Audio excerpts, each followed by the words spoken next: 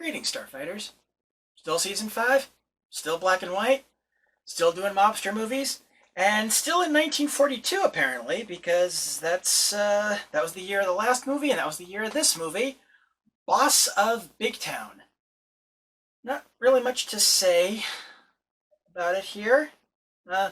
It looks like it has sort of a similar premise to Babyface Morgan, just played more straight. Now, that could be good or bad, really. But I guess just have to watch the movie to find out. You know what? I'm just going to go ahead and leave this in because this is like my fifth freaking take.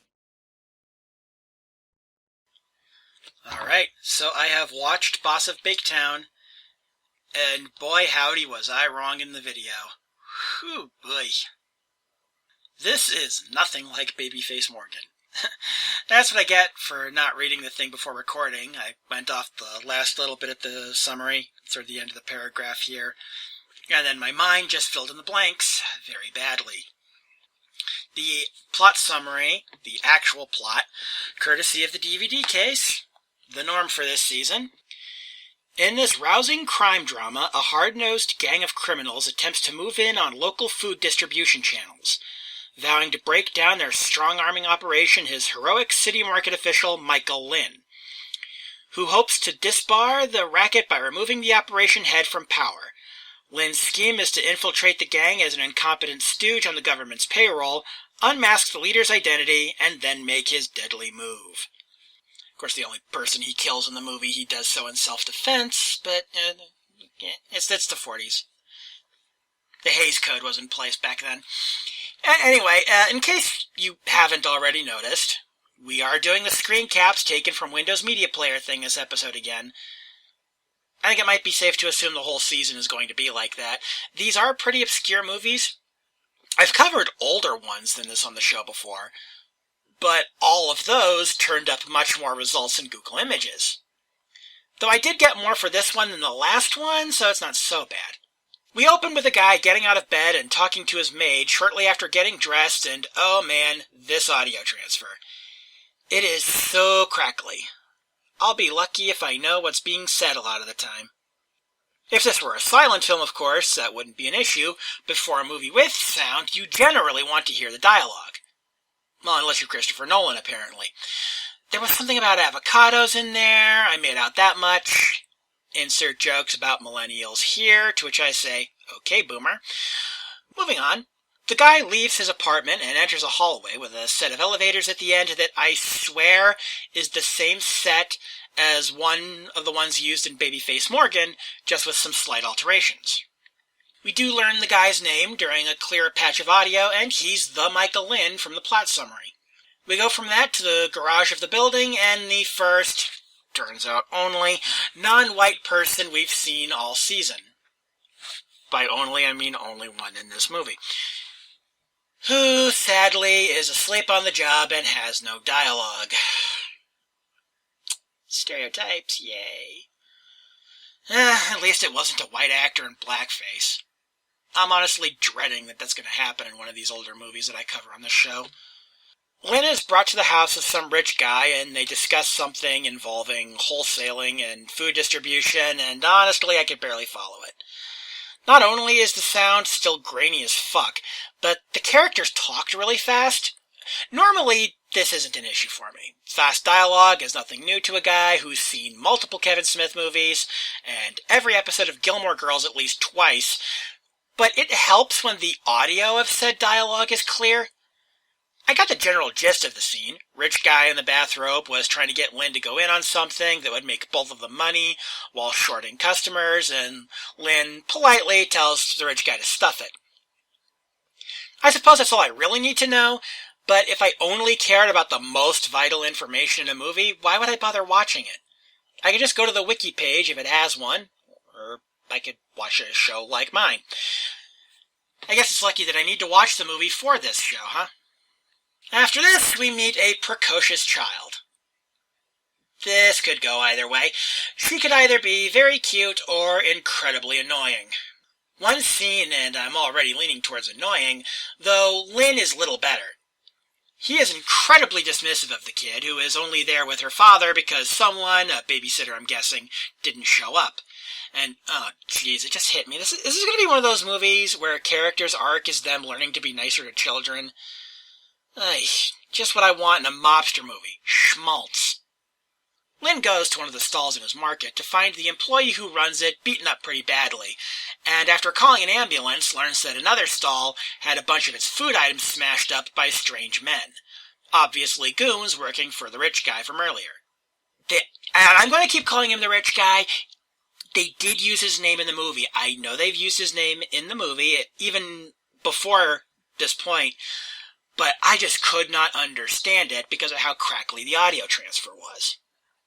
Back to the film, at this point we meet a journalist named Linda, and she has love interest written all over her. Lynn convinces her to keep quiet on the story for the time being, invoking one of his employees' kids to do so, specifically fears that exposing the guilty parties right now could lead to them getting harmed. Lynn, to his credit, is better than most real-life bosses, as he actually does seem to genuinely care about the well-being of his employees. His mostly immigrant employees. White European ones, but still. For a movie from 1942, this is shockingly progressive. Especially since they seem to be mostly Eastern European, and honestly, even today, white people from Eastern Europe are only barely treated as white in this country. Lynn goes to confront Rich Guy at his place while he's throwing a pool party. Pretty brave of him, considering he already knows that Rich Guy has armed people in his circles. They were actually the ones who took him to see Rich Guy earlier in the movie. I forgot to mention that part. And he went there unarmed. And he throws the rich guy into the pool after kicking one of his bodyguards. Damn, I did not see that coming. I think I'm starting to like this movie. We fade to 3 days later, and Lynn's food market has had 7 people up and quit, 2 fires, and multiple trucks exploding. So it's safe to say Rich Guy and whoever the guy above him is, the mysterious figure from the summary did get mentioned earlier in the film, I just forgot to note that, too. Anyway, whoever it is certainly didn't take kindly to Lynn standing up for himself. Props to him, though, for not cooperating with the police right away, though. The movie makes it clear that while he wants the people fucking up his business brought to justice, he doesn't want to do it in a way that could endanger his employees. Man, if only bosses like this existed in real life, huh? Me, I get ones who will write me up for shit that happened on my day off. Now, and this one's not even my story. When I worked at Taco Bell, there was a guy who couldn't make it in because he was in the hospital with kidney failure. At the time, I lived in Colorado, which is one of several states that has ironically named right-to-work laws, and that meant that they were able to fire him, again, while in the hospital with kidney failure, for, and I quote, I am not making this shit up, being an unreliable employee.